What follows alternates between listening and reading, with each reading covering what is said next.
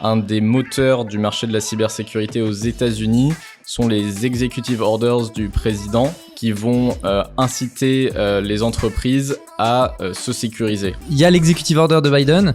Et vous avez un impact sur les demandes de démo. Ouais, donc ce que je dirais en premier lieu quand on s'adresse à une cible technique, c'est que le copywriting LinkedIn où tu vas faire des titres extrêmement putaclic et tu vas avoir plein de gens qui réagissent, qui interagissent, etc. C'est pas pour cette cible-là. Et donc moi ce que j'aime bien faire sur des SaaS techniques comme ça, c'est limite tu fais un guide entier de comment t'as construit ton produit. C'est quoi les différentes étapes, c'est quoi les challenges, comment tu contournes ces challenges. Limite tu mets tout. Et là quand la personne lit ça, elle va essayer de le faire. Dire, franchement j'ai autre chose à faire, je vais leur demander de discuter, au moins avoir une démo, ça va me faire gagner du temps. Si je dis à une des personnes de mon équipe français c'était un bon semestre, c'était un bon semestre.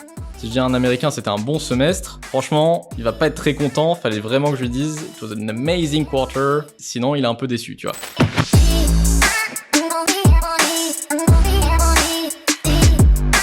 Le marché de la cybersécurité est depuis quelques années en pleine croissance, c'est un secteur très technique mais également très concurrentiel, surtout aux US, et pourtant un acteur français a su faire sa place, GuideGuardian. Si vous n'êtes pas familier du secteur, GuideGuardian est une solution digitale spécialisée dans la détection des éléments qui devraient être secrets dans le code des développeurs. Après avoir levé 44 millions en 2021, ils connaissent une croissance impressionnante, en particulier sur le marché US, puisque 80% de leurs clients sont là-bas. C'est un business avec des paniers moyens très élevé, une cible très technique, des enjeux de compliance complexes à aborder. J'ai donc voulu comprendre comment ils gèrent toutes ces contraintes en ayant une croissance aussi forte. J'ai donc invité Orient Roturier, Growth Director de la boîte, pour en parler. Dans cet épisode, nous abordons les défis du marché de la cybersécurité, la difficulté d'adresser un persona technique, comment ils ont réussi le pari de conquérir le marché US avec une équipe majoritairement française, mais aussi les stratégies marketing utilisées pour arriver à de tels résultats. Mais avant d'écouter l'épisode, vous connaissez la chanson, un like, abonnement, 5 étoiles, tout ça, je vous souhaite une très bonne écoute. Orient, donc toi, tu as commencé ta carrière en tant que data analyst. Aujourd'hui, tu es le growth director de GuideGuardian. C'est ça. C'est quoi les différentes étapes qui font qu'on commence sa carrière en tant que data analyst et on finit en tant que growth director ? Alors effectivement, je m'étais pas forcément dit que j'irais vers du marketing, B2B SaaS comme GuideGuardian quand j'étais en école. J'étais pas forcément sûr de ce que je voulais faire. J'étais plutôt sur un parcours classique de grande école pour se laisser les options ouvertes. C'était en plein vers 2012-2013, la mode de ce qu'on appelait Big Data, Data Science, ça commençait à émerger. Il n'y avait pas encore de parcours dédié à l'école, mais on voyait qu'il y avait quelque chose qui se passait sur le marché, donc je me suis plutôt orienté là-dedans. J'ai essayé de trouver des stages en lien, mais bon, c'était pas forcément évident, et j'ai fait l'erreur de choisir des grosses boîtes pour ça, ce qui m'a pas du tout plu concernant l'impact qu'on pouvait avoir. C'est comme ça que je suis arrivé dans une première société qui faisait du data engineering, data analytics pour du marketing, dans une petite boîte où j'étais un des premiers salariés, donc là beaucoup plus d'impact. D'un coup, ça m'a beaucoup plus plu. C'est comme ça que je suis rentré dans les startups et au moment du Covid, comme beaucoup de monde, le côté conseil, gestion des clients, j'en avais un petit peu marre, donc je me suis posé la question de ce que je voulais faire et donc j'ai trouvé une boîte qui me parlait beaucoup plus vu que c'était très technique, donc ça refaisait le lien avec mon parcours d'ingénieur. Et donc c'est comme ça que je suis arrivé chez GuideGuardian en début de ce qui était notre série A à l'époque. On avait levé 12 millions en décembre 2019. Et donc je suis arrivé quelques mois après pour commencer à lancer le marketing, vu qu'avant les fondateurs avaient rapidement bossé avec des freelances, et c'est comme ça que je suis passé de data analyst à marketeur et growth dans un SaaS de cybersécurité. Ok. Tu penses que le background technique pour une boîte comme GuideGuardian, c'est un truc qui a séduit les fondateurs ? Alors je pense que ça les a séduits. Je pense qu'aujourd'hui on essaie de diversifier par contre. C'était un peu le running gag sur les 30 premiers employés. Ils sortaient tous de Central Paris ou équivalent, ce qui était mon cas.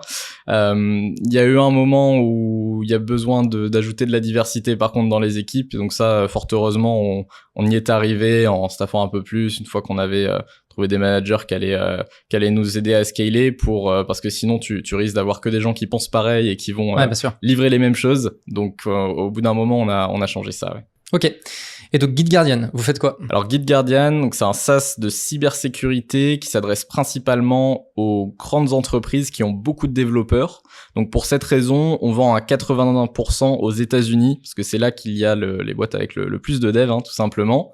Et donc la mission de GitGuardian, c'est de sécuriser la conception des applications. Donc ça fait qu'on vend à une cible qui s'appelle la sécurité applicative en fait dans les grosses boîtes. On connaît pas forcément ça dans l'écosystème. C'est le nom du poste. C'est le nom du poste, c'est Application Security Engineer pour mes job titles LinkedIn que je cible. Et donc c'est des rôles qui sont en charge de la sécurité de la conception des applications parce que la sécurité c'est très très vaste. Ouais. Tu peux faire la sécurité de l'authentification. Comment est-ce que je sais qu'en face de moi c'est Jordan et pas quelqu'un d'autre via un ordinateur interposé évidemment. La sécurité des objets, IoT, toutes ces choses-là, la sécurité des réseaux, quand tu te connectes sur le Wi-Fi chez Flowmodia, comment on sait que c'est sécurisé. Et ben nous c'est autre chose, c'est la conception de la sécurité dans les applications. Donc quand tu développes une application, en fait, soit le modèle un peu ancien monde, c'était de mettre toute la sécurité à la fin, une fois que c'est livré. Donc tu dis ça y est, mon produit il marche, je vais quand même m'assurer qu'il puisse pas trop se faire attaquer. Et puis ça fait un long moment qu'on est revenu de ce modèle qu'on appelait en cascade de développement logiciel pour faire des modèles plus agiles et dont la sécurité, il y a un terme qui est populaire sur le marché qui est shift left, donc se décaler vers la gauche. Donc, c'est-à-dire plus au début du cycle de développement. Et donc ça permet de mettre la sécurité dès le début, dès que tu codes les premières lignes de ton application. Donc comme ça coûte beaucoup moins cher en fait que si tu devais tout sécuriser à la fin. Bien sûr. Tu vas rater des choses. Et donc GitGuardian, comment on fait ça nous concrètement? Le premier produit que j'ai aidé à lancer, c'est la détection des clés d'API qui sont codées en dur dans le code source. Quand tu commences à coder, si tu vas appeler ton Google Cloud Platform, tu fais ça avec une clé d'API, c'est une sorte de mot de passe. Qui est censé être privé. Qui est censé être privé, tout à fait. Donc pour ça, tu peux la dissimuler dans ton code via des variables d'environnement, via un vault ou autre. Donc, mais malheureusement, c'est pas tout le temps le cas. Même si les boîtes investissent dans un gestionnaire de secrets, un secrets manager, tu peux toujours avoir des secrets qui fuitent et qui se retrouvent dans le code ou qui se retrouvent dans Slack aussi, par exemple. Je pense que les grosses font très souvent ça, d'envoyer une clé d'API N8N ou autre à leurs voisins. Et ça c'est pas bien parce qu'en fait, si quelqu'un a un accès initial, c'est-à-dire j'arrive par un moyen quelconque à avoir accès à ton Slack, t'as laissé ton ordinateur pas verrouillé, n'importe quoi, je peux aller trouver la clé d'API très rapidement et m'en servir pour paralyser toute ton infrastructure logicielle. Après ça fait une grosse rançon.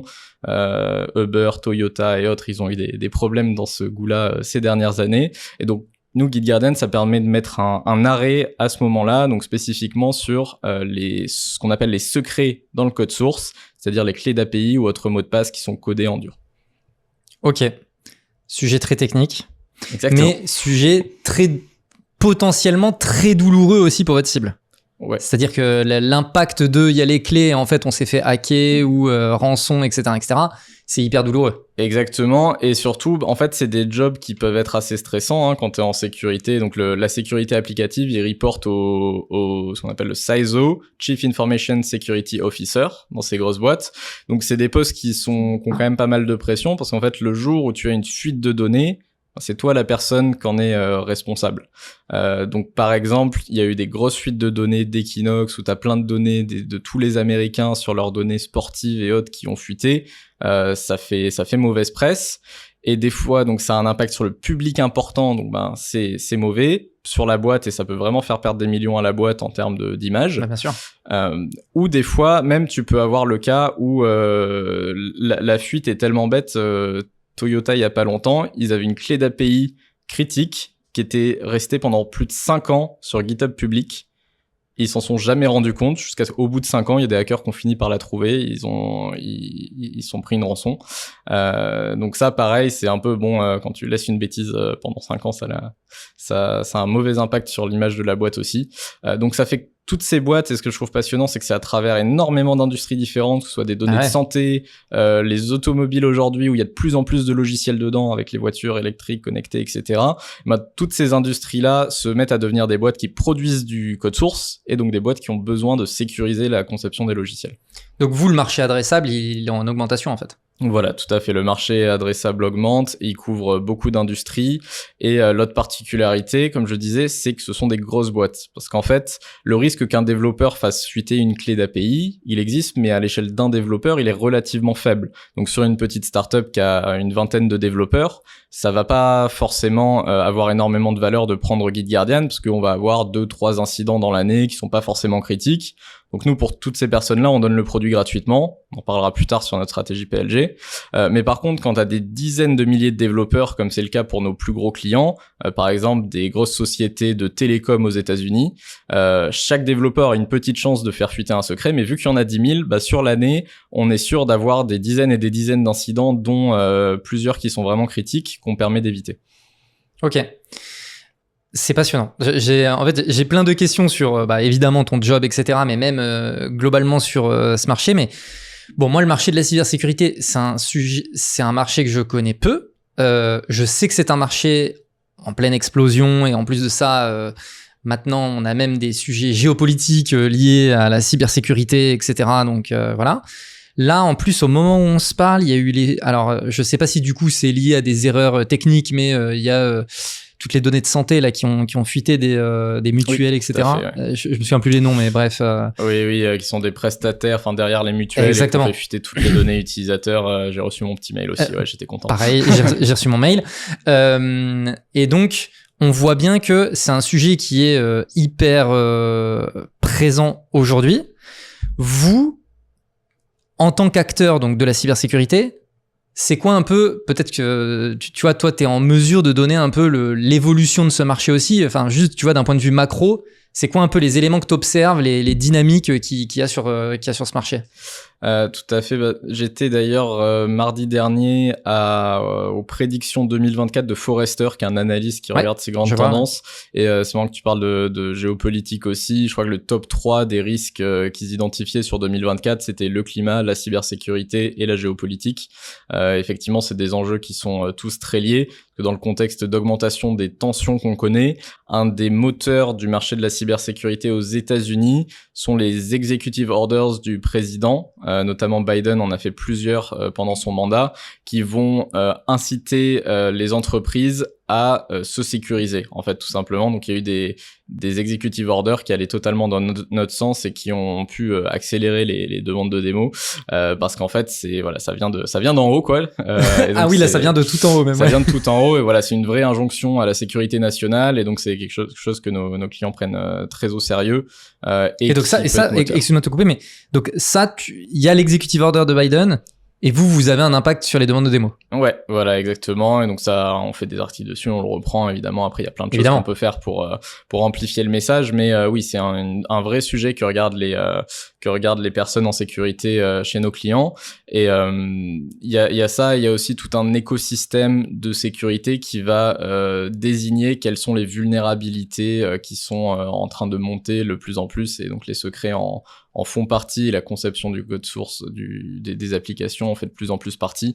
Donc évidemment, enfin comme tu l'as dit, c'est un secteur en croissance, et en plus dans ce secteur, notre petite niche de concevoir des applications de manière sécurisée est en train de monter aussi. Est-ce qu'on peut dire que vous, ce que vous faites, en fait, c'est plutôt la partie préventive plutôt que soigner, tu vois, par rapport à la médecine, tu vois, il pourrait y avoir un peu un espèce de parallèle comme celui-là?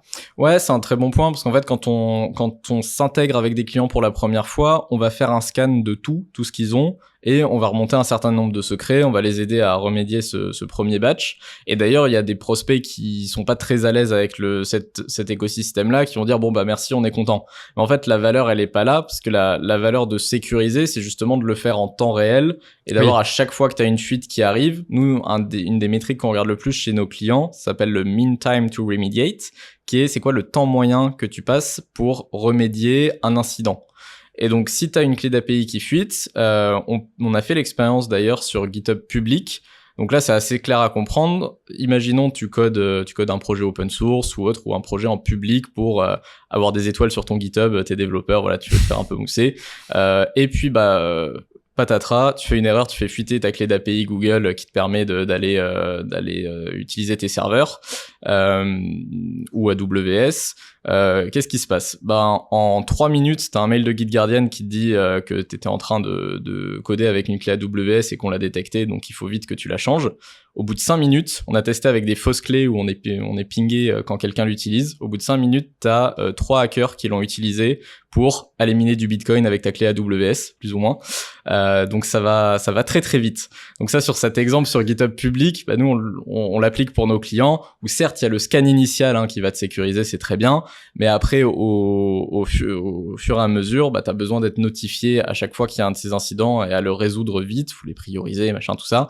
Et en fait, notre valeur ajoutée, notamment par rapport à beaucoup de concurrents, c'est justement de pas être un dashboard de plus, parce qu'ils croulent sous les dashboards en sécurité, c'est de vraiment t'aider à remédier tes incidents. Donc nous, on fait ça notamment en mettant le développeur dans la boucle.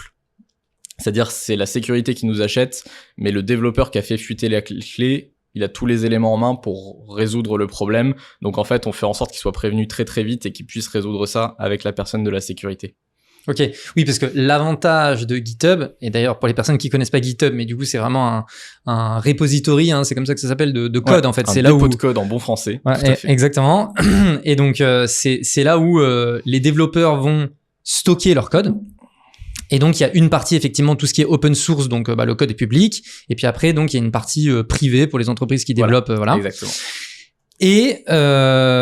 Et donc chaque personne qui pousse du code, y a un nom d'utilisateur avec son email, etc. Donc toi, en fonction de qui est-ce qui a push le code directement dans GitHub, t'es en mesure de remonter l'information, de dire en fait c'est cette personne-là qui a push le code et qui a donc commis l'erreur, donc je vais être en mesure de l'alerter. Voilà, c'est ça. Donc c'est le principe qu'on appelle notre alerte du bon samaritain. C'est-à-dire que vu que dans tous les cas, pour nos clients qui nous payent, on surveille tout GitHub, on vérifie qu'il n'y ait pas de clé d'API liée à leur domaine qui fuite.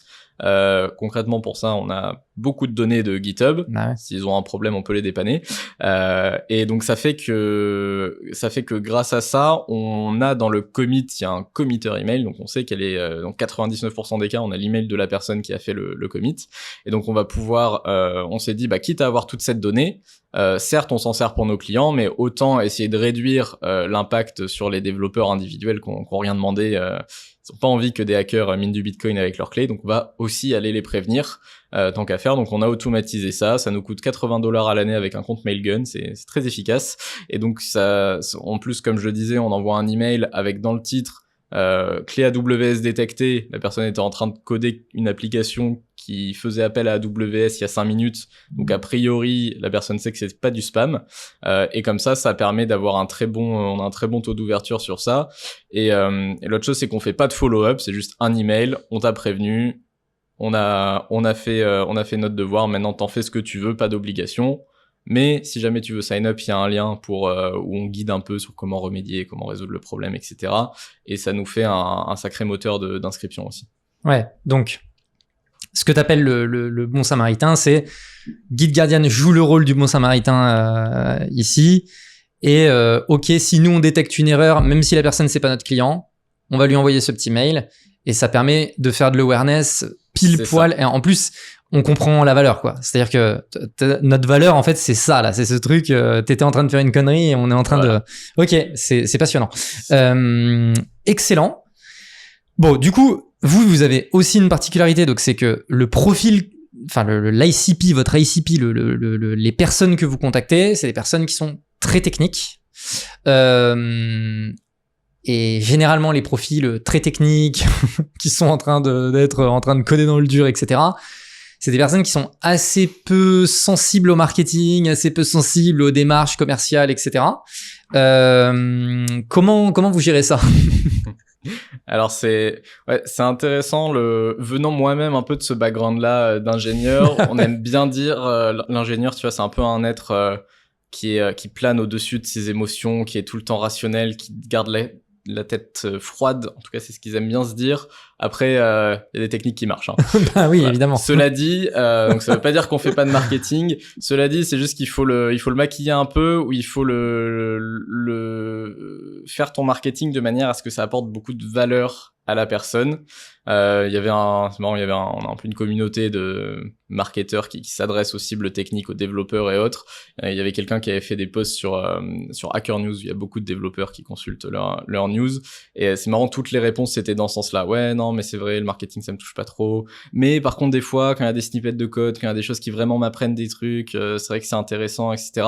Et puis, petit à petit, c'est ça qui fait que tu construis une marque et que tu vas aussi faire des leads, tout simplement, en ayant du contenu vraiment de très bonne qualité. Donc, ce que je dirais en premier lieu quand on s'adresse à une cible technique, c'est que le copywriting LinkedIn où tu vas faire des titres extrêmement putaclic et tu vas avoir plein de gens qui réagissent, qui interagissent, etc. C'est pas pour cette cible-là. L'émotionnel. Donc voilà, exactement, l'émotionnel, faut essayer de s'en détacher un peu, mais tout ce qui est très guide utilisateur, comment tu construis ça. Donc moi, ce que j'aime bien faire sur des SaaS techniques comme ça, c'est limite tu fais un guide entier de comment t'as construit ton produit, comment tu fais pour détecter des secrets, c'est quoi les différentes étapes, c'est quoi les challenges, comment tu contournes ces challenges, limite tu mets tout.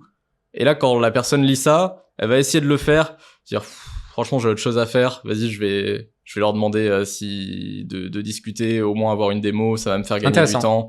J'ai gagné beaucoup de temps à pas coder ça moi-même.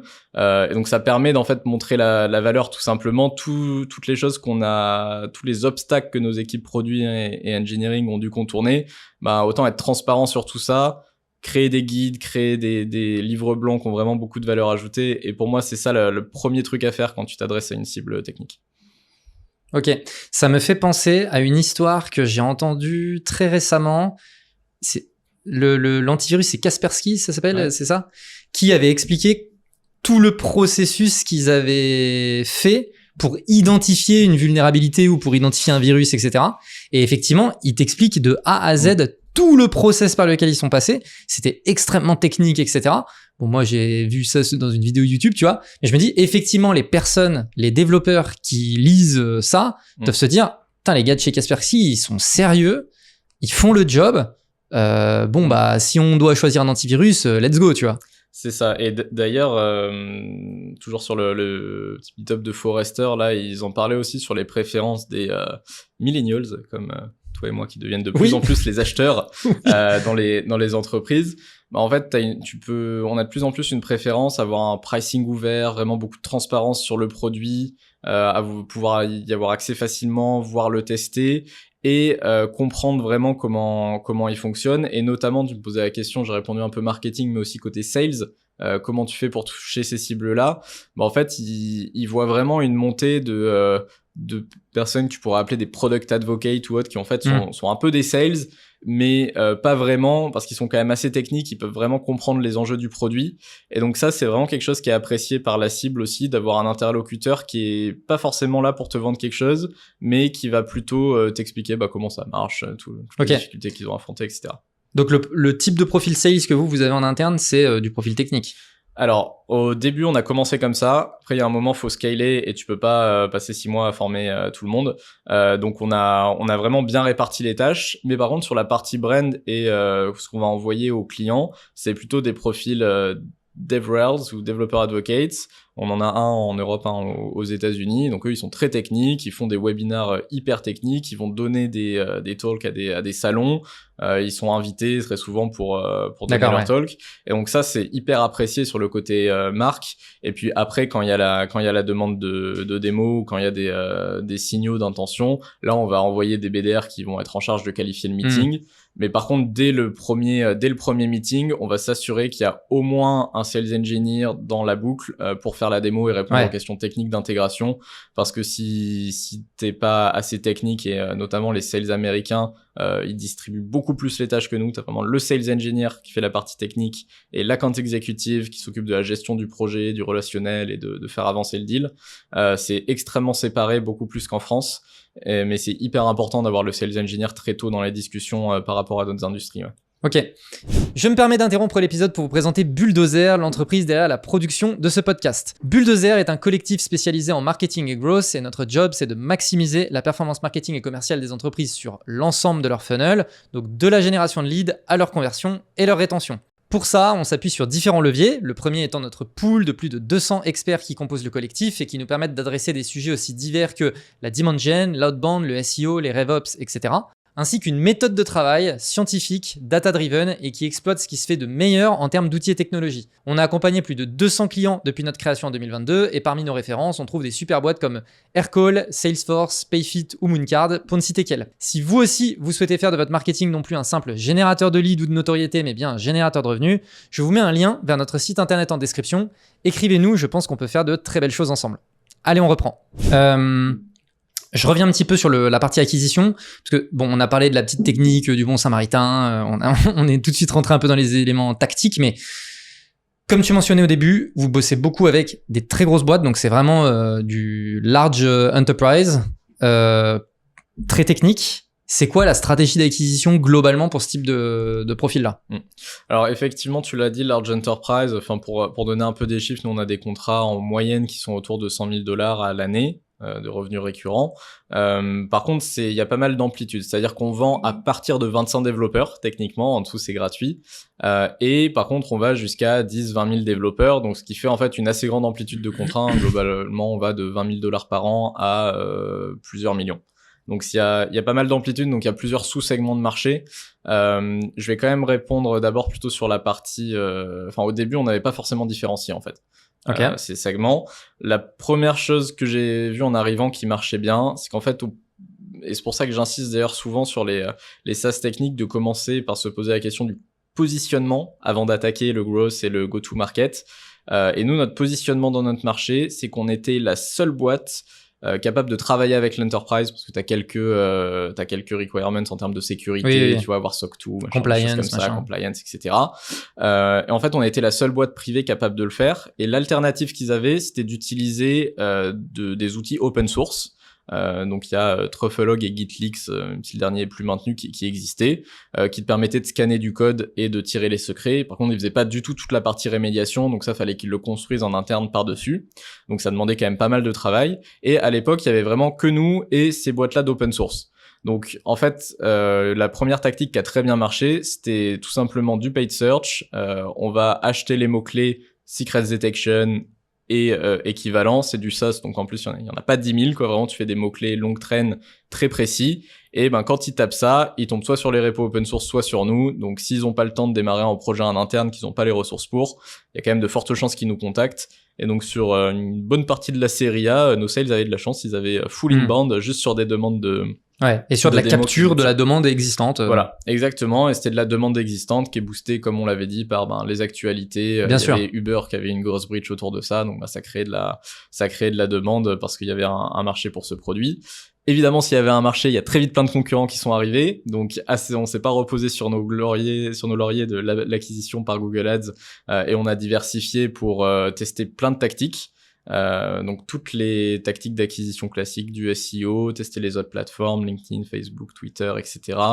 Les événements en cybersécurité, c'est une grosse partie du mix aussi. Okay. Donc petit à petit, on a testé toutes ces tactiques, on a regardé ok, ça donne quoi en termes de performance, et on a fait notre gestion budgétaire à partir de là, en itérant d'une année sur l'autre.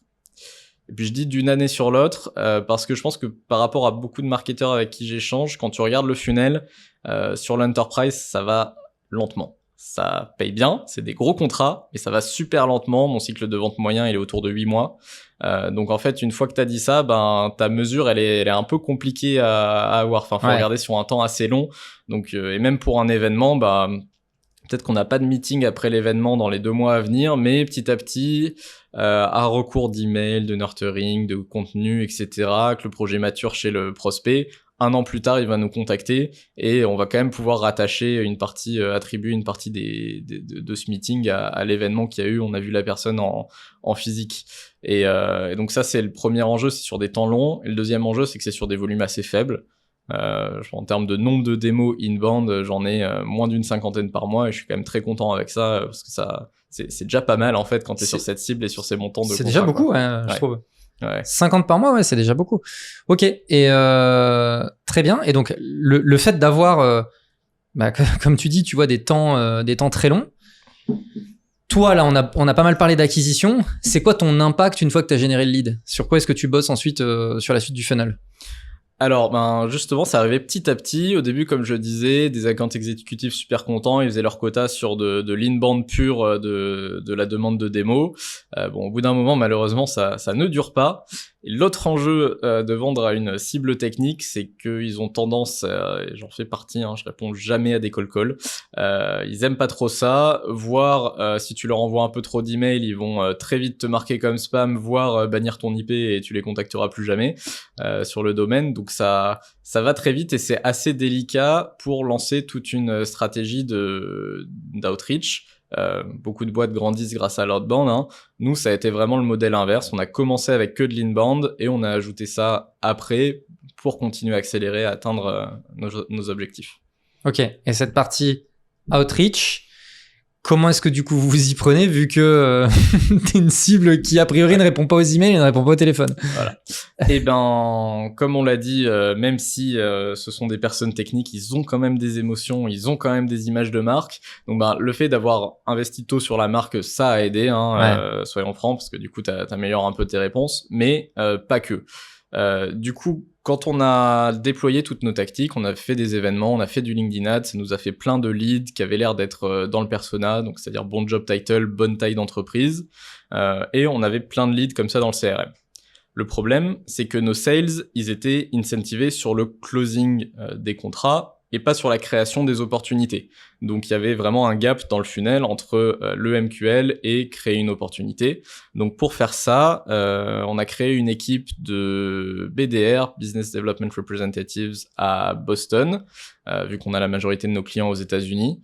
Donc un peu intéressant à manager à distance, pas évident tous les jours, mais hyper enrichissant et ça apprend beaucoup de choses. Et donc ça nous a permis de faire le pont entre ces deux parties du funnel, du MQL jusqu'à créer l'opportunité.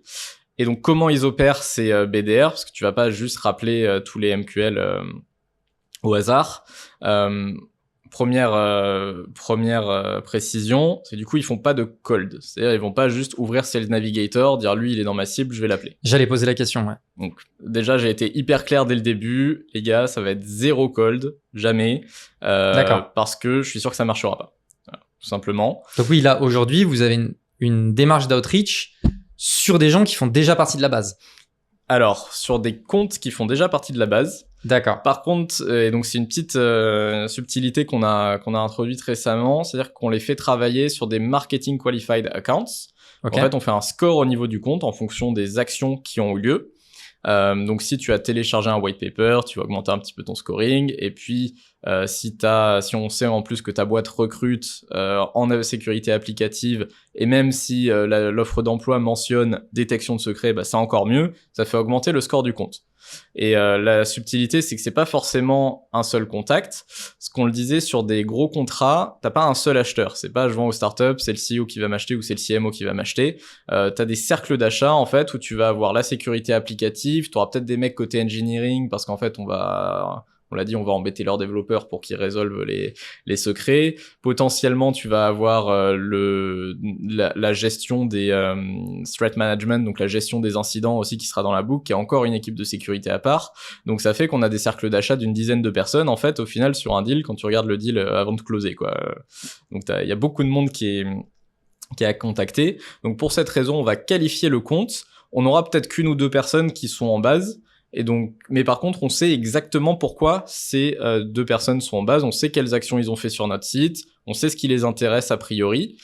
Et donc, on va contacter le cercle d'achat. Donc là, il y a un peu de sales nav et regarder qui sont les personnes autour. Mais au moins, on peut se rattacher à quelque chose. Voire, on peut demander une référence à la personne qui a opt-in, qu'on a vu un événement, qui a téléchargé le contenu. Et donc ça nous permet petit à petit d'étendre le cercle d'achat et d'essayer de trouver quelles sont les bonnes personnes. Parce que pour donner un exemple, Orange, c'est nos clients. Je crois qu'il y a 8 ou 9 CISO, Chief Information Security Officer. Ah oui, okay. En fonction des régions du monde, en fonction de lignes produits, en fonction de plein de choses. Donc, en fait, il suffit pas de cibler le CISO, tu vois. Faut cibler le bon CISO qui sera en charge de déployer ce genre de projet. Donc ça peut prendre un peu de temps.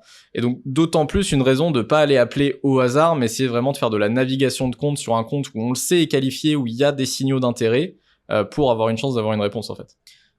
J'ai plusieurs questions. C'est très intéressant. Donc, juste l'exemple de Orange.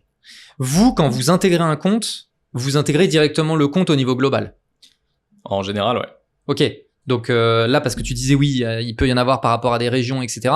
Vous n'êtes pas en train de, parmi votre stratégie, enfin, je veux dire, ça, c'est parce qu'il pourrait y avoir la stratégie de, on rentre d'abord en local et puis ensuite on essaie de se faire une place. Vous prenez pas du tout les choses de cette façon-là. Les deux, tu peux avoir du land and expand et commencer à faire le contrat la première année sur un scope un peu réduit de développeurs. En fait, ça va, comme on l'a dit, c'est des cycles de vente longs et ça peut un peu jouer au niveau de la négociation du budget. Bien sûr. Tu vois, par exemple, tu vas dire, on n'a pas les sous pour couvrir les 10 000 développeurs, donc on va te donner tel business unit pour le land de la première année, et on expande les années d'après. Ok, mais ça peut être une stratégie, enfin, je veux dire, vous êtes ok avec le... Ok, et ensuite, donc, je reviens sur cette distinction que vous faites entre, donc, le lead et l'account.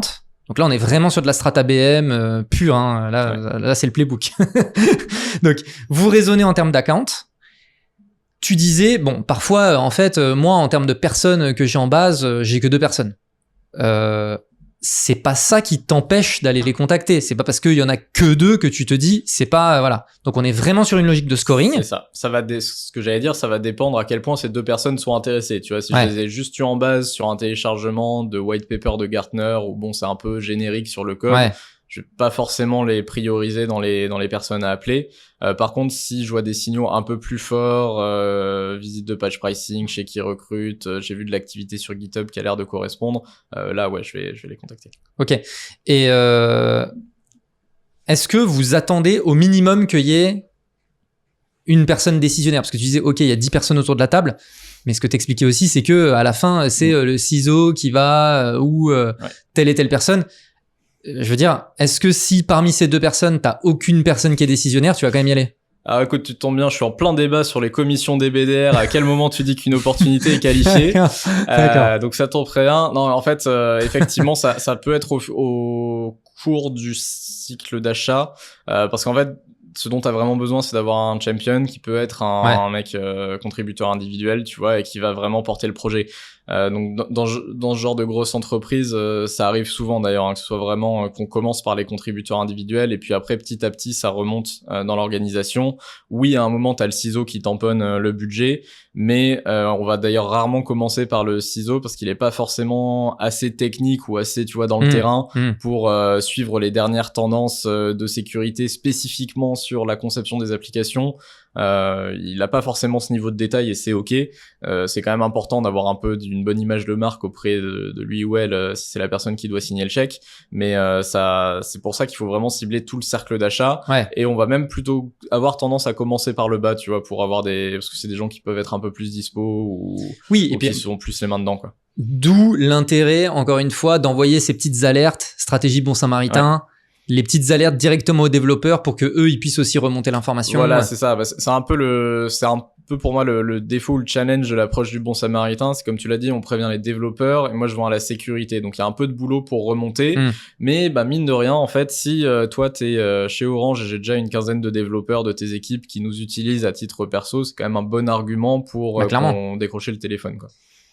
Et puis, je pense aussi que au moment des discussions, le fait de dire on est en train d'envisager GitGuardian et qu'il y en ait un dans la team qui dise ah bah attends, moi la dernière fois ils m'ont envoyé un email, ils m'ont permis d'identifier blablabla et c'est le wow effect direct. J'imagine que ça participe aussi au négo. Exactement, et donc on leur donne une bonne visibilité là-dessus. On a 500 000 développeurs quand même qui utilisent l'application aujourd'hui grâce au système du bon samaritain, ça nous fait plein de sign-up. Donc 500 000 développeurs, ça commence à être intéressant pour à la fois avoir ces arguments de vente dans le cycle de vente, et aussi avoir plein de données pour pouvoir faire des rapports gated, tu vois, sur c'est quoi les tendances, c'est quoi les clés d'API qui sont en train d'être de plus en plus fuitées. Typiquement l'année dernière, il y avait les clés OpenAI, donc voilà, c'est des insights qu'on peut apporter au marché qui sont intéressants. Ok. Je reste sur cette approche ABM, parce que c'est une grosse partie de votre strat. Comment est-ce que vous travaillez en commun, équipe market sales? Je vais plus loin je finis mon truc, mais comment est-ce que vous travaillez en commun? Donc, market d'un côté, sales de l'autre, grosse sales, avec la particularité que votre équipe est particulièrement éclatée dans le monde, puisque toi, on a bien compris que t'étais pas aux US, et pourtant la majorité du marché est aux US. Comment est-ce que vous gérez ça? Ouais, alors effectivement, on a commençait à vendre en fait, le plan de série A de décembre 2019, c'était d'ouvrir un bureau aux US. Bon, du coup, ça a pris un peu de temps avec le Covid. Mais maintenant, on y est arrivé. Donc là, moi, dans mes équipes, j'ai 5 personnes en France et 5 personnes aux États-Unis. Donc c'est effectivement un peu de boulot à coordonner. Parmi ces équipes, il y a les événements, donc field marketing, qui s'occupe d'organiser les événements, une personne aux US, une personne en France pour les événements européens.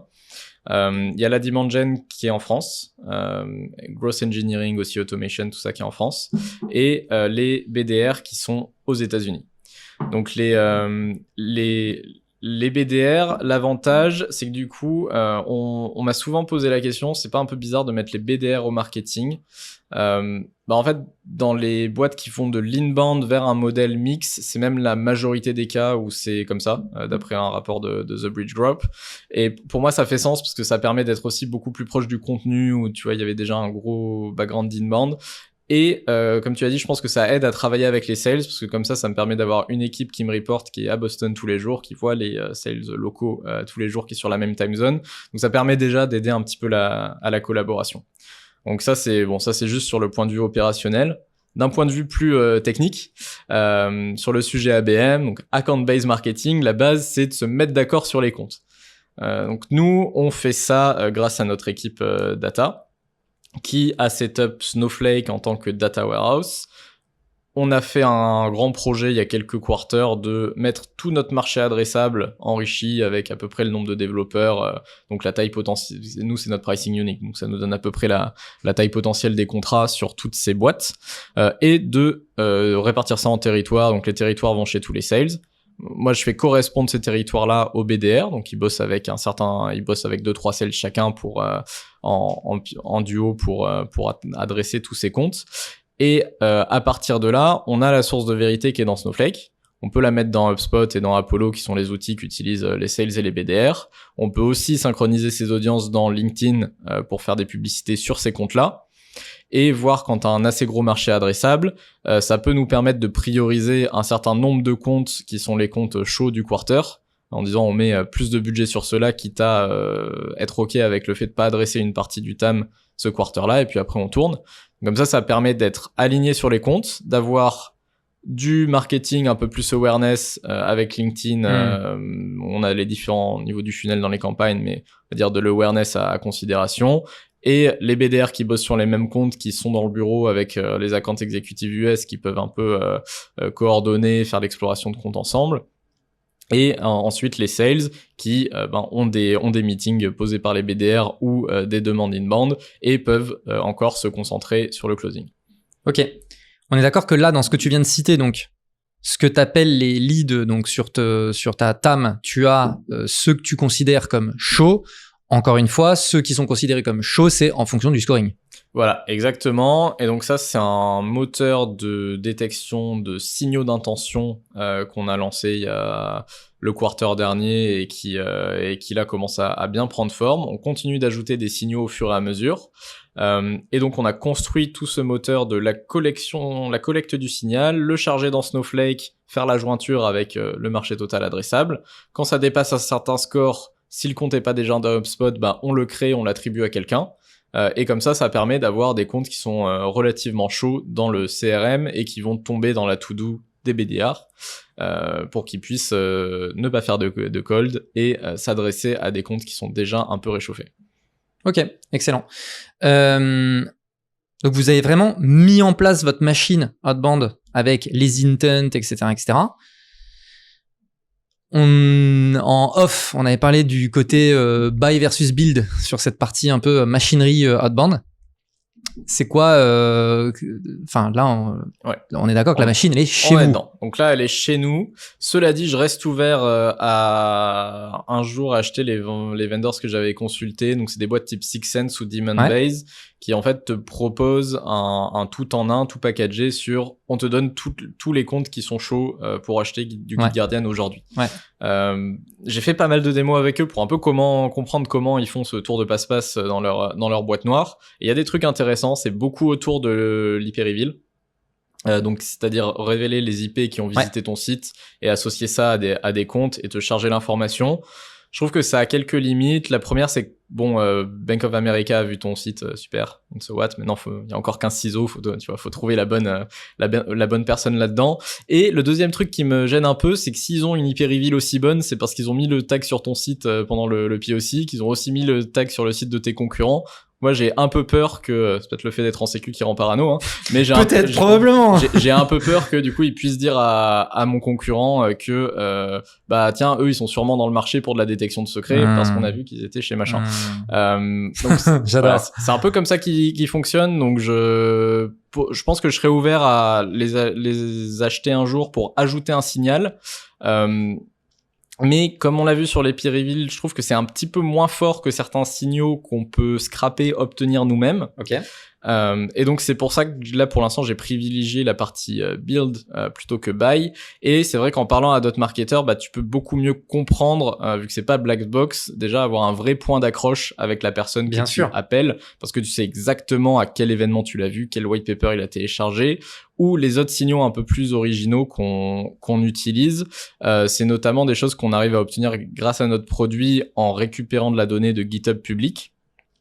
Donc ça, c'est la petite nouveauté qui nous a fait obtenir pas mal de meetings, c'est qu'en fait, on fait un rapport personnalisé sur l'activité GitHub de ta boîte. En fait, toi, si t'es une grande boîte aux États-Unis, tes développeurs, même si toi t'es pas sur GitHub, bah peut-être qu'ils codent quand même sur GitHub, tu vois, dans leur temps libre. Et il se trouve qu'il y a un certain nombre de clés qui vont faire fuiter, qui risquent d'être liées à ton organisation. Donc en fait, nous, ce qu'on fait, c'est qu'on regarde donc le nom de domaine de la boîte. On regarde tous les développeurs qui sont associés à ce nom de domaine, qui ont fait fuiter des clés, et on fait un petit mail tout simple en contactant les personnes qui ont l'air d'être sur le sujet, en disant bah on a quand même détecté environ 500 clés qui ont été fuitées par des développeurs de ta boîte. Sur ces 500 clés, il y en a une centaine qui sont encore valides quand même, donc c'est pas forcément des clés liées au business, mais ça peut l'être. Est-ce que ça te dit qu'on en discute lors d'un call avec vos équipes en charge de ça?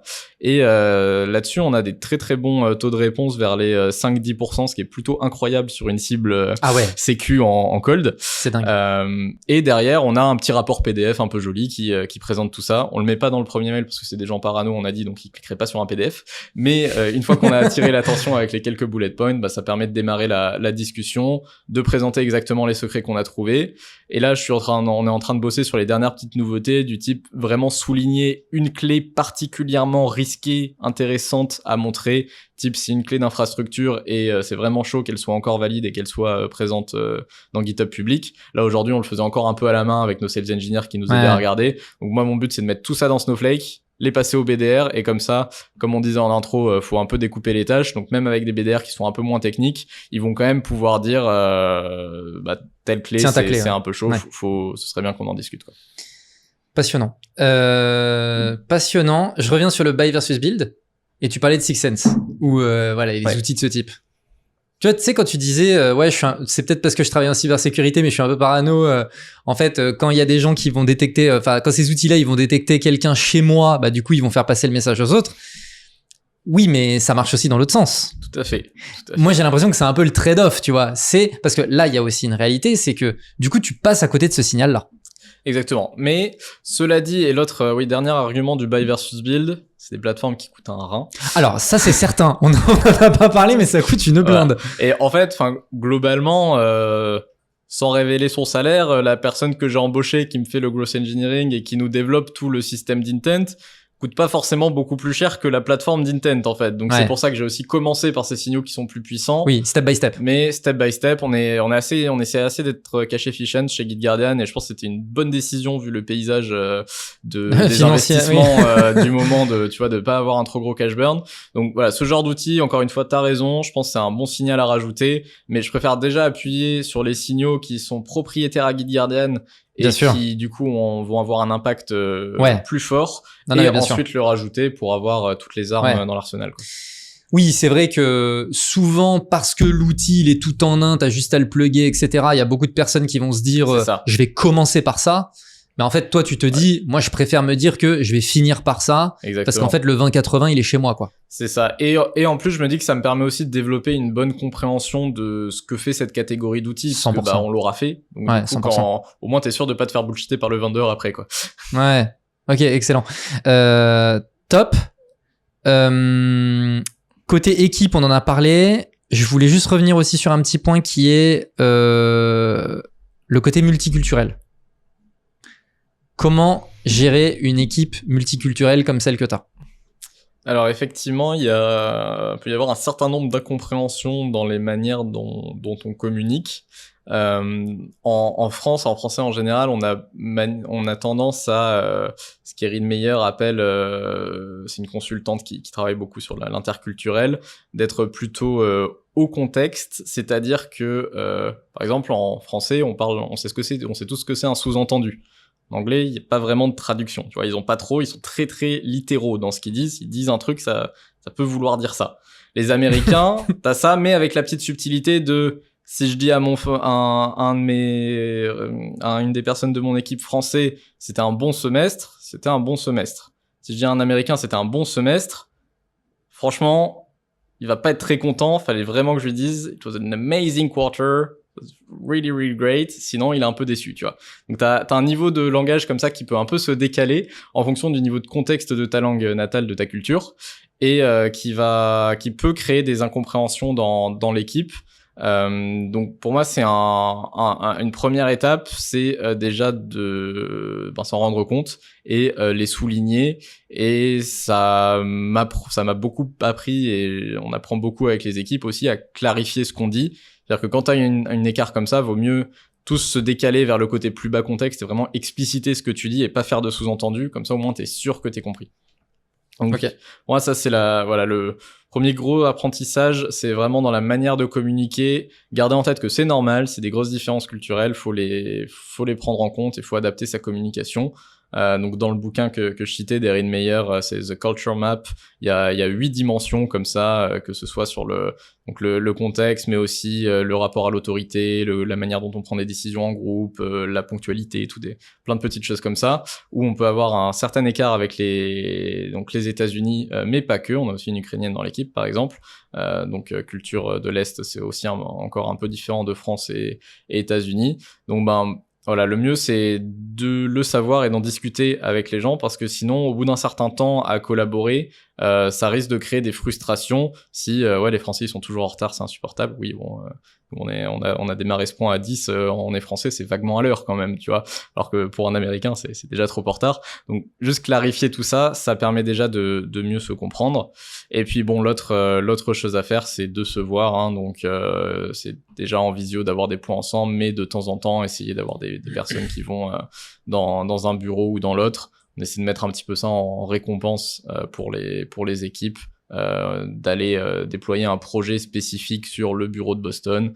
Là, par exemple, on a eu ces derniers mois, on avait le projet accélérer l'adoption du système d'intent dont on vient de parler, accélérer l'adoption du product-led growth, des leads qu'on détecte dans le produit gratuit.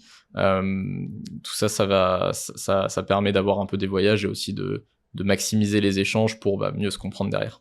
Ok. Tu viens de mentionner la partie PLG. Et donc, tu as mentionné plusieurs fois le fait que vous aviez un outil gratuit. Et donc, comment est-ce que cet outil gratuit, il se met au service de la partie business ? Tout à fait. Alors, pour moi, il y a plusieurs choses. Je parlerai pas tant d'outils, mais même de toute la plateforme qui est gratuite, en fait. C'est-à-dire que si tu as moins de 25 développeurs ou que tu as un développeur individuel, j'avoue, on s'est pas embêté au produit, mais juste accès à toute la plateforme, vraiment tout, gratuitement. On aurait pu faire une version un peu simplifiée, mais ils ont juste accès à tout. L'avantage, c'est que on s'embête pas à défendre la valeur, à te vendre un truc à prix hyper réduit. Ça nous coûterait plus cher en temps à faire ça. Et ça permet de sécuriser plus de monde et aussi d'évangéliser sur la détection de secrets. Donc ça, on le fait. Donc on a cette partie plateforme gratuite. Et après, moi j'aurais plutôt cité outils gratuits pour tout ce qui est faire des petits lead magnets. Ça j'aime beaucoup. Ouais. Tu vas développer un petit outil à côté de ta plateforme que tu vas mettre à disposition gratuitement, parfois en gateant, donc en demandant un email, parfois non. Et ça peut aussi te permettre d'avoir de l'adoption. Mais nous, on a vraiment ces deux mécanismes. Les outils gratuits d'un côté, où on en a 2-3 aujourd'hui qui permettent de faire quelques leads par-ci par-là et aussi de renforcer un peu la brand. Et la plateforme gratuite sur laquelle je vais me concentrer maintenant. Donc, parce que cette plateforme gratuite, comme on l'a dit, grâce à notre stratégie d'email du Bon Samaritain, on est monté là, depuis le début d'année, on a passé les 500 000 développeurs qui l'utilisent. Donc, une première grande valeur ajoutée, c'est que on a énormément de données sur ces personnes, vu qu'elles ont connecté leur dépôt de code privé. Donc, comme je disais, ça nous permet de créer un rapport qu'on fait tous les ans, qu'on sort là le 6 mars pour la version 2024, qui est le State of Secrets for All. Donc, quel est l'état de la diffusion des secrets dans le code aujourd'hui, cette année. Donc, comme je disais, l'année dernière, on a vu la résurgence des clés OpenAI, les fun facts, les data scientists, Ross et autres qui codent en Python et en JavaScript, c'est ceux qui font fuiter le plus de secrets, sans grande surprise. D'accord. Là où les développeurs, ils ont un peu plus les bases de comment tu masques des secrets. Oui, il y a une maturité supérieure.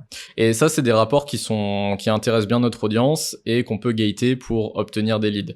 Donc, une version un peu un tir à deux bandes de cette stratégie PLG, c'est qu'on agrège la donnée, on fait un rapport, on gate ce rapport et ça vient nourrir notre stratégie ABM. Donc, c'est ça que je trouve intéressant sur la partie PLG. Au début, j'aimais bien dire qu'on a deux funnels, un funnel plutôt ABM, un funnel plutôt PLG. Mais en fait, les deux se nourrissent entre eux. Bien sûr. Oui, finalement, celui du PLG, c'est un bout de funnel qui se place avant l'ABM finalement, voilà, d'une certaine manière. C'est ça. Mais des fois d'ailleurs, on est beaucoup moins subtil que ça aussi. Hein. T'as des comptes qui font leur POC tout seuls comme des grands avec le produit gratuit, avec l'essai de 30 jours parce qu'ils ont plus de 25 devs.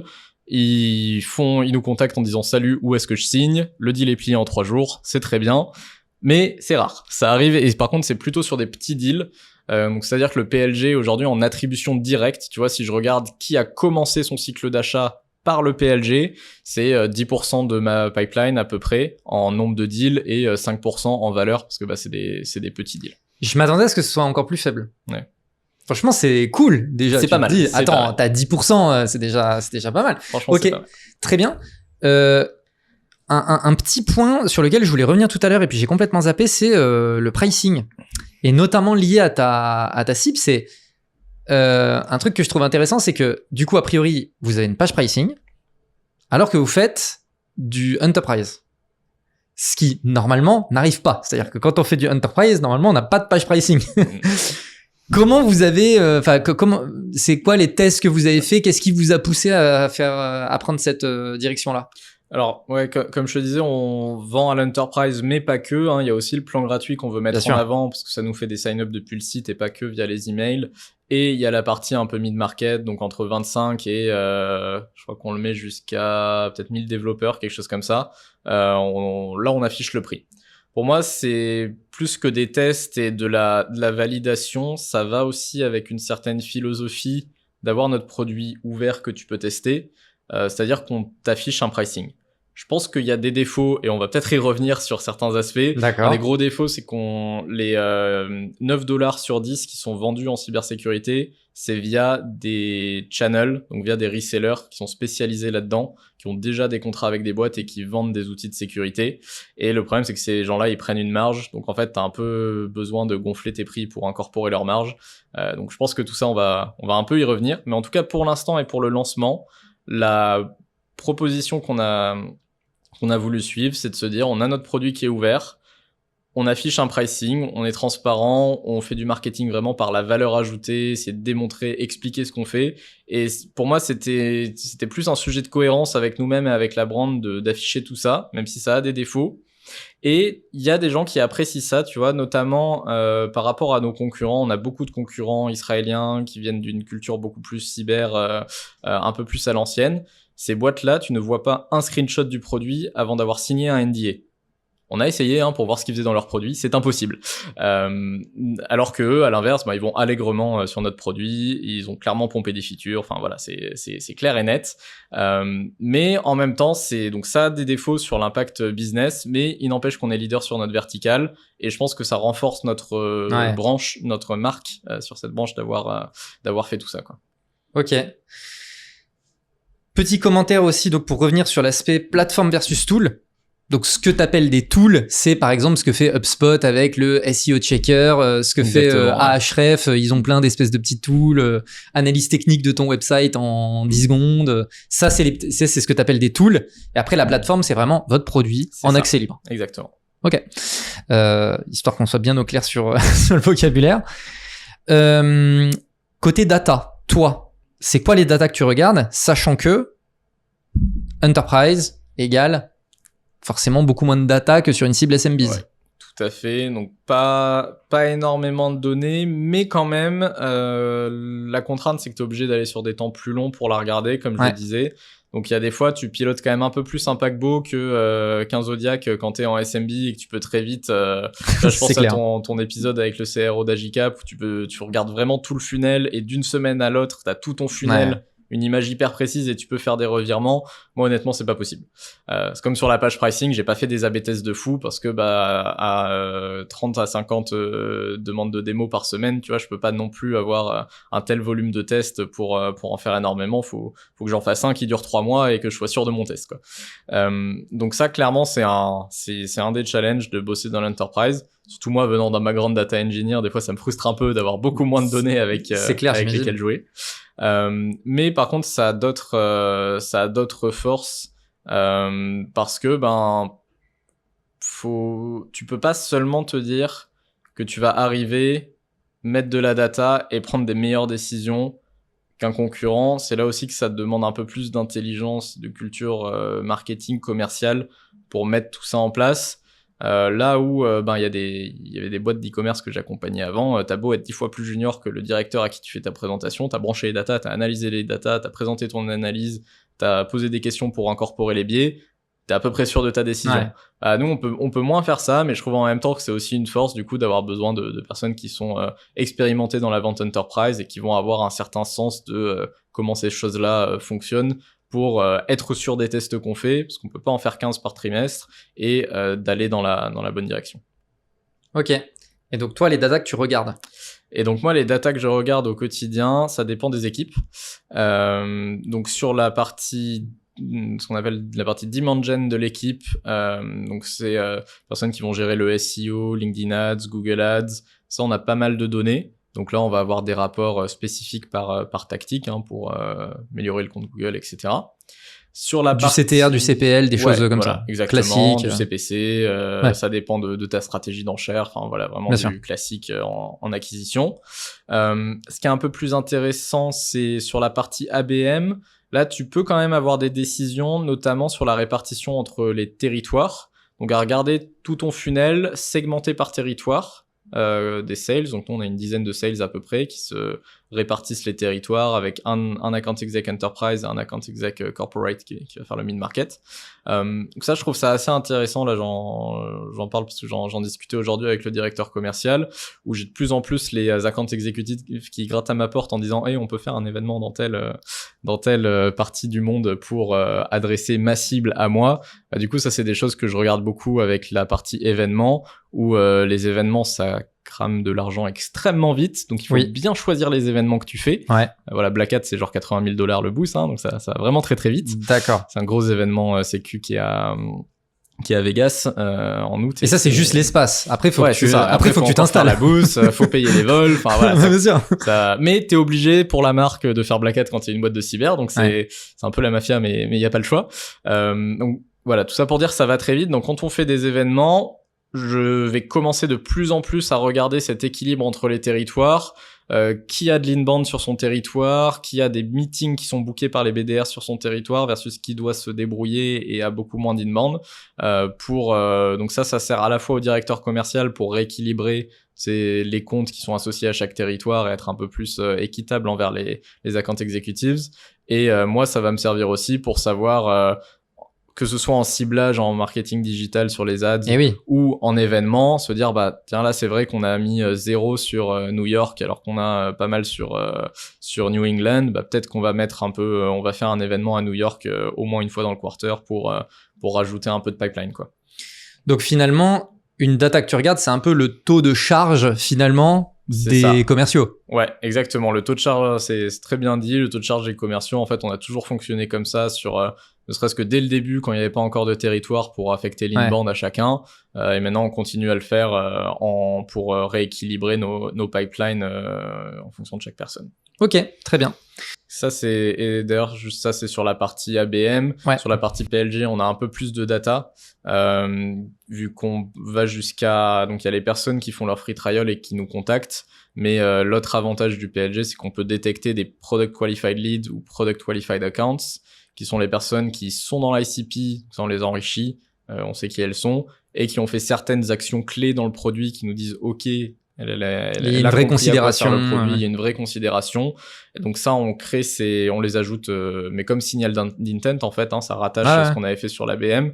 Donc ça, là-dessus, on a tout un funnel art classique. C'est quoi l'acquisition sur ce funnel PLG? Combien sont activés? Sur les activés, combien sont in ICP? Et donc combien est-ce qu'on va essayer de contacter par les BDR? Là, des métriques classiques de c'est quoi l'open rate, le reply rate des emails, combien de meetings on arrive à booker, etc. Donc il y a vraiment aussi toute cette partie du funnel. Donc, en fait, du coup, maintenant, en le disant et en l'énumérant, ta question de quelle métrique je regarde, elle est pas simple parce qu'il y en a énormément. Oui. En fonction de chacune des équipes. Dimension, il y a quelque chose. Séparé entre ABM et PLG, c'est pas les mêmes. Field marketing, c'est encore autre chose. On rattache ça au territoire. Et BDR, là-dessus, c'est les métriques classiques, mais sur un volume qui est peut-être un peu plus restreint, je pense que d'autres organisations BDR, parce que comme on l'a dit, il faut qu'ils naviguent le compte, ils ont des personnes dans le cercle d'achat à explorer, c'est pas juste tu contactes toute ta liste. Donc c'est pas toujours évident d'avoir le bon benchmark et de les établir, il faut un peu qu'on se fasse notre propre benchmark là-dessus, mais on regarde vraiment des funnels sur chacune des équipes. Le PLG, en fait, là, en discutant avec toi, une question que je me pose, c'est est-ce que vous faites des efforts d'acquisition dessus, ou est-ce que vos efforts d'acquisition se font sur la demande de démo, et au pire, s'il a un intérêt mais qu'il souhaite pas aller jusqu'à la demande de démo, il testera le PLG. Et tu vois, c'est un peu le plan B, finalement, le PLG. D'ailleurs, c'est notre CTA secondaire, tu vois, c'est essayer c'est le plan B, d'accord. La plateforme, donc c'est un peu le plan B. En fait, comme j'ai dit, le compte Mailgun, il coûte $80 par an, donc c'est un peu difficile, si en termes d'effort, tu parlais de faire du paid, de battre ça en termes de coût par nouvel utilisateur. Donc j'avoue qu'on a fait des tests pour se dire, peut-être qu'on pourrait trouver des gens un peu plus qualifiés qui utiliseraient le produit, mais pas worth it, pour l'instant en tout cas, Peut-être qu'on trouvera, mais pour l'instant, ça valait pas le coup. Donc effectivement, ce qu'on fait, c'est qu'on va plutôt faire les efforts d'acquisition sur la demande de démo, avec un plan B qui est, tu peux essayer le produit. C'est vraiment comme ça qu'on fonctionne. Mais finalement, ton PLG, c'est un intent en soi. Tout à fait, c'est ça.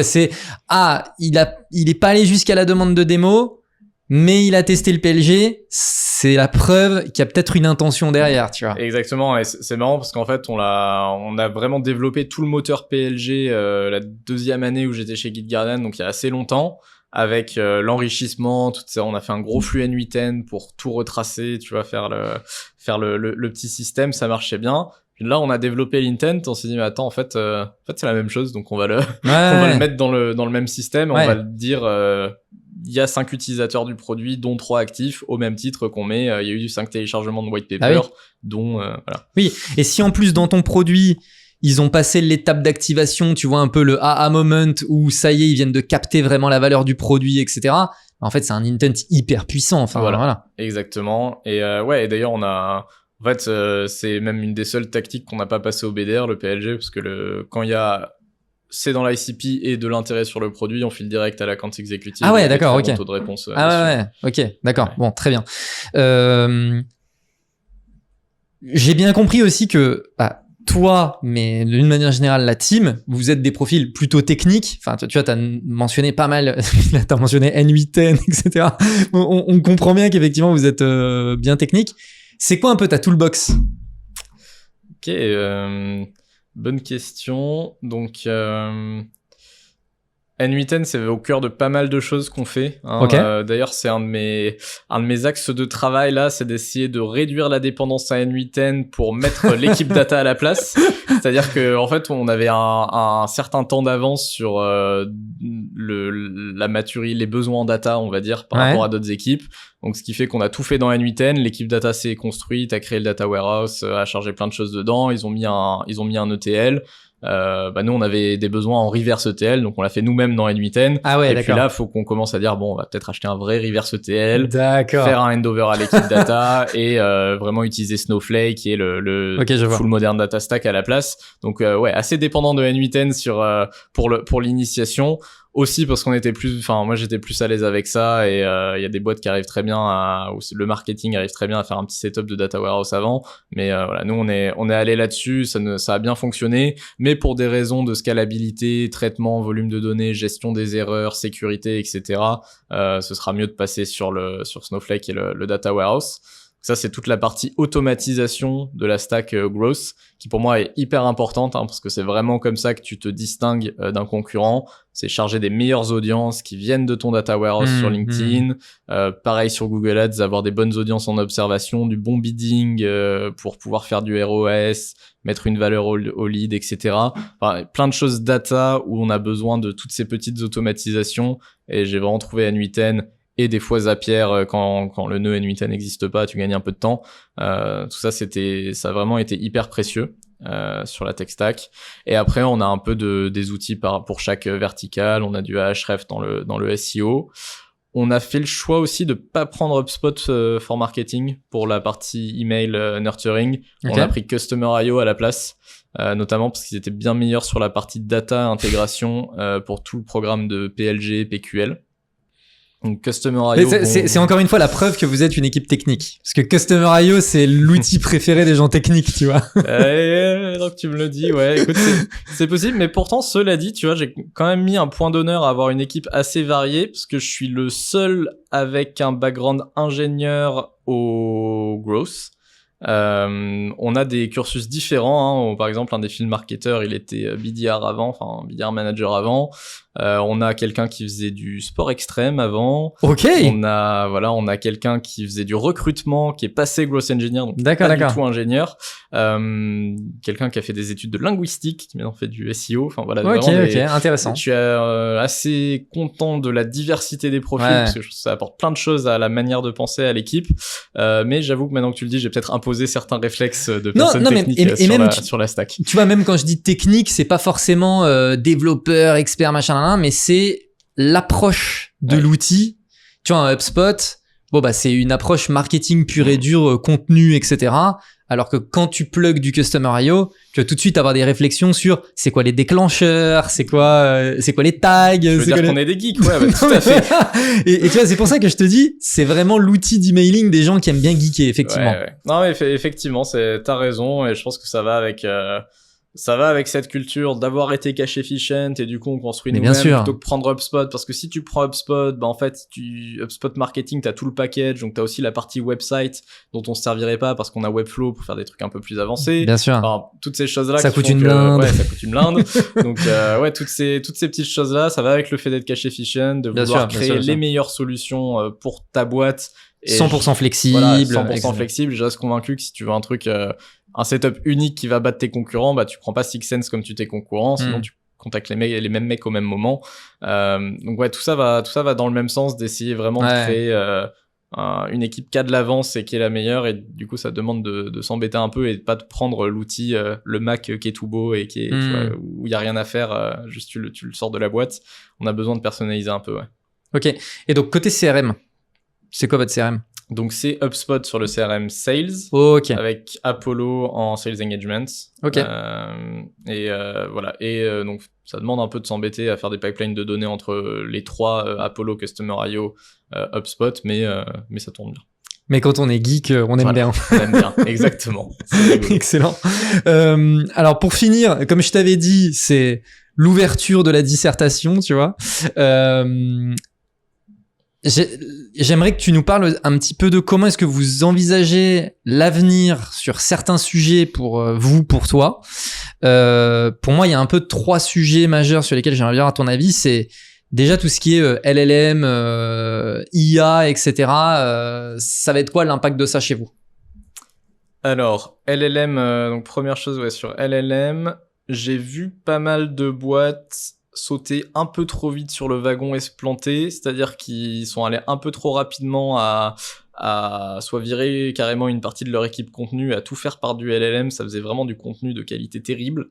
Donc nous, la manière dont on s'en sert aujourd'hui, c'est en tant que writing assistant, donc pour t'aider, te coacher sur reformuler des paragraphes, t'aider à créer l'outline initial, mais toujours avec un fort contrôle humain. On a toujours 2 content writers maintenant qui écrivent beaucoup de contenu et qui s'en servent de cette manière-là.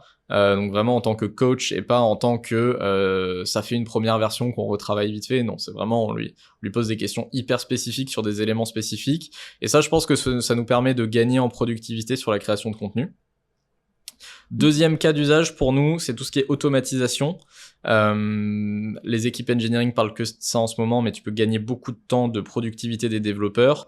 Il se trouve que, comme tu l'as dit, on est une équipe marketing de geeks, donc quand j'avais besoin que mon growth engineer aille faire du SQL alors qu'il codait pas en SQL, c'était très utile d'avoir ChatGPT qui posait les questions. C'est clair. Il va lire la doc pour toi, il va te le fourguer. Ça fait que maintenant, en 6 mois, il sait coder en SQL, mais sans avoir fait un bootcamp ni rien, juste avec du ChatGPT. Donc ça, c'était vraiment utile. Donc ouais, premier cas, writing assistant. Deuxième cas, automatisation. Et là, les cas que je suis en train d'explorer en ce moment, c'est plutôt sur le contenu. Mon prochain gros projet que j'aimerais livrer, ce serait de la personnalisation du contenu pour l'ABM, justement. Ok. Donc par exemple, imaginons, là on a en mars, on va avoir c'est un peu ma deadline, fin mars, on a un gros événement qui s'appelle FS Isaac, qui est un événement spécifique pour l'industrie FinTech, qui est aux États-Unis. Donc la cyber pour la FinTech. Et ce que j'aimerais bien faire, c'est prendre la plupart de nos gros morceaux de contenu et d'en faire une campagne spécifique FinTech, qu'on a déjà par ailleurs, mais avec du contenu un peu générique qu'on a légèrement personnalisé. Ok. Un des gros use cases que je vois, c'est utiliser le LLM pour t'aider à personnaliser le contenu à l'échelle. Donc tu lui donnes un input assez vaste sur c'est quoi les enjeux de la FinTech en cyber, et tu peux personnaliser tous tes contenus, tes flyers, tu vois ce que tu mets sur ta boost, et même faire une campagne LinkedIn avant pour choper des leads qui sont à peu près dans la région de l'événement, etc. Donc ça, je pense que ça peut être assez puissant pour pour en fait faire des vraies campagnes verticalisées par industrie, voire par compte, en personnalisant un rapport pour un compte, tu vois, par exemple. Donc là-dessus, et ça, ce serait quasi infaisable en productivité pour un content writer, voire un peu chiant, hein, parce que tu réécris sans cesse le même contenu. Là, on pourrait vraiment aller beaucoup plus loin, je pense, avec du LLM. Donc c'est mon prochain gros pari. Ok, intéressant. Mon deuxième sujet, c'est le monde cookieless. Écoute, intéressant là-dessus. J'ai lu un article de Sentry il y a pas longtemps. Donc Sentry, c'est aussi un outil assez technique qui s'adresse à une cible plutôt développeur que sécurité. Et c'est un article hyper intéressant parce qu'il disait, bon, nous, on prend les devants. Donc, pour rappel, Google Analytics, là, en janvier, ils avaient 1% des utilisateurs Chrome qui passaient en cookieless, donc c'est-à-dire plus du tout de cookies. Ça doit monter à 99% à la fin de l'année 2024. Donc, comme tu l'as dit, il faut s'y préparer.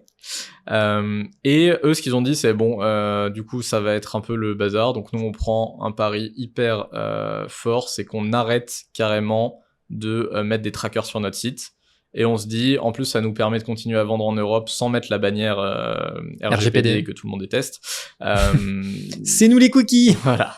Ça permet de faire ça en étant en conformité légale. Donc, pareil, ils ont expliqué tout leur process pour faire ça. C'était hyper intéressant. Un peu, faut beaucoup bosser avec le département légal pour s'assurer que tu peux tout faire, hein, que tu peux faire ce que tu fais. Mais et par contre, ça leur a fait cracher totalement leur tactique d'acquisition parce que au début, Google, si tu donnes plus les signaux de conversion et autres, c'est un peu la galère. Donc, faut passer sur le Conversions API, les conversions offline, enfin toutes ces choses-là.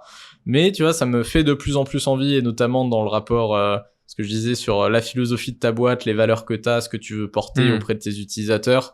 Je trouve ça vraiment intéressant. Donc on va en discuter avec l'équipe dans les prochaines semaines là. de voir ce qu'on fait là-dessus. Mais clairement, gros enjeu, gros impact sur la demand gen et le retour sur investissement publicitaire. Mais en même temps, je me dis aussi que c'est une autre ère, hein, comme le LLM et le contenu quasi gratuit. Le fait d'être cookieless, ça va faire que tu peux beaucoup moins t'appuyer sur des tactiques qui marchaient avant. Comme il y a eu de notre carrière, je pense à toi et moi sur App Tracking Transparency et l'impact sur Facebook Ads.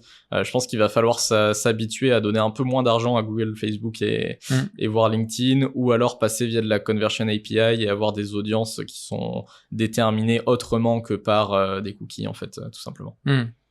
Ok. Sachant que vous avez déjà quand même une belle machine, c'est ce que tu disais, c'est que vous avez quand même une belle machine qui vous permet potentiellement de pas perdre non plus trop de data au passage. En fait, la data que vous allez perdre, c'est la data des plateformes. Ouais, voilà, c'est exactement. On a beaucoup de data first party et donc ça va, comme tu l'as dit, ouais, ça va avec le sens de déployer la machine de first party tracking. Ouais. Je pense aussi que les Six Sense et autres vont peut-être prendre un peu mal là-dessus. Je sais pas trop. Mais ouais, donc clairement, je pense que ça va vraiment aller dans le sens de faire ces tactiques de build et de faire du marketing un peu autrement que ce qu'on faisait ces dernières années, quoi. Ok. Et mon dernier petit point, alors je pense que c'est un peu, finalement, c'est un peu dans le même type de sujet. C'est c'est le nouveau passage là, 1er février, tu sais, les nouvelles règles Google, Yahoo sur les spams. Tout à l'heure, tu as mentionné que vous avez une cible qui avait le spam facile. Comment est-ce que vous gérez ça?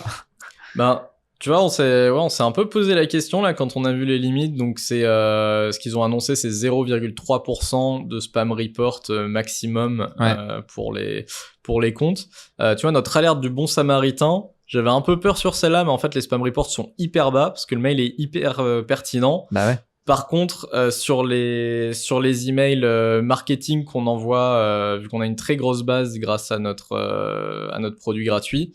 Sur les 500 000 inscrits, on en a écrémé pas mal, mais on en garde toujours 250-300 000 entre les personnes qui viennent du produit gratuit et les personnes qu'on nurture parce qu'ils sont dans le CRM, dans HubSpot.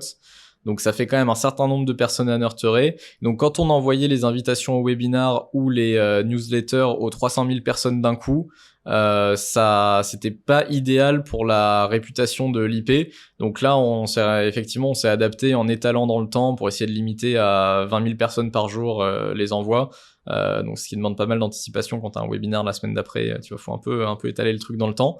Donc donc clairement petit impact aussi chez nous ça nous a vraiment fait considérer avec beaucoup de sérieux l'email, mais qui encore une fois va dans le même sens d'apporter de la valeur à l'utilisateur, réduire le spam rate, s'assurer que tu nettoies vite les emails qui bounce parce qu'on est sur une cible qui peut changer souvent d'emploi aussi, donc le mail pro il est plus valable. Donc voilà, toutes ces choses-là, avoir une très bonne hygiène de database, ça nous a fait un peu accélérer sur le sujet en tout cas, pour s'assurer qu'on soit tranquillement en dessous des 0,3% et qu'on envoie des mails qui envoient de la valeur. Ok. C'est quoi les prochains challenges pour vous? Écoute, les prochains challenges, ça va être déjà de sécuriser du funding, vu qu'on commence à s'intéresser à une série C là, dans pas très longtemps. Le but de la série B, c'était de lancer une plateforme, ce qu'on a réussi, c'est-à-dire on est plus seulement sur les secrets maintenant, on est aussi sur les autres vulnérabilités, notamment dans les dépendances, c'est les librairies que t'appelles dans ton code qui peuvent être vulnérables, ou l'infrastructure as code, donc c'est quand tu crées de l'infrastructure par du code, donc en fait tu vas déployer du Kubernetes par exemple, mais via du code, donc tout ça faut le sécuriser aussi. En fait on a fait une plateforme dont le grand thème c'est comment on remédie le plus efficacement possible toutes ces vulnérabilités. Et donc ça y est, d'un point de vue produit, on est prêt. L'autre objectif de la série B, c'était déployer des équipes aux États-Unis locales avec des reps locaux qui puissent voir les gens en vrai et pas vendre qu'à distance. Donc là, ça y est, on y est. Donc maintenant, l'objectif, ça va être de sécuriser une série C et de passer à l'étape suivante, c'est-à-dire maintenant qu'on a un go-to-market scalable et répétable, et continuer à faire encore plus croître l'ARR grâce à des fonds en plus, en étendant un peu les équipes pour avoir des gens dans toutes les régions, etc. Ok, donc il y avait une vraie logique de build jusqu'à maintenant sur les différentes séries. Là, l'idée, c'est vraiment scaler l'existant, quoi. Ouais, c'est ça. En gros, ouais, Serie A, t'as ton product market fit. Faut vraiment commencer à lancer les différentes tactiques et avoir ta traction initiale.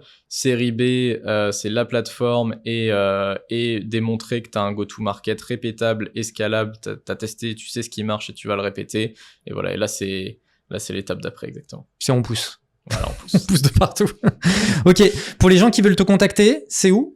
Donc le mieux c'est sur LinkedIn, vous tapez Orient, il n'y en aura pas 10 000, ou Orient Roturier s'il faut, et voilà, j'aime bien discuter avec d'autres marketeurs, notamment si un des sujets d'aujourd'hui vous parle, donc la partie audience technique ou la partie large enterprise, ABM ou PLG, je suis toujours preneur d'avis, que ce soit sur l'épisode ou ou de stratégies que d'autres marketeurs font avec succès. Pour moi, c'est un vrai moyen de nourrir la roadmap, d'échanger avec la communauté, avec des gens, que ce soit en podcast ou en personne. Et je trouve que ça permet de garder un temps d'avance et d'essayer de faire la meilleure équipe possible. Merci beaucoup, Orient. J'ai trouvé ça passionnant. Je t'ai dit, le sujet cyber, c'est un sujet que je connais pas très bien et j'ai trouvé ça hyper intéressant. Donc, merci beaucoup. Et pour les personnes qui écoutent encore l'épisode, vous connaissez la chanson, hein, le like, le commentaire, le partage, tout ça. Merci beaucoup d'avoir écouté. Merci encore à toi et à bientôt. Merci, Jordan. Do it! Just do it! Don't let your dreams be dreams. Yesterday, you said tomorrow. So just do it! Make your dreams come true! Just do it!